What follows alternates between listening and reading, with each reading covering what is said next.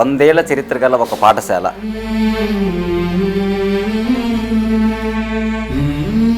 పిల్లలు మా పాఠశాలకు వచ్చేప్పుడు మా బిడ్డలే.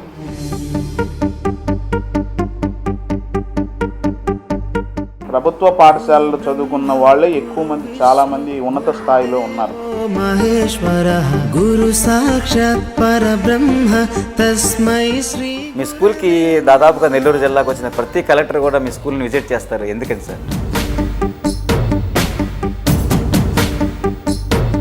సైకిల్ షాప్లోనే వర్క్ చేస్తూ కుటుంబ పోషణ నిమిత్తము కష్టపడిన సార్.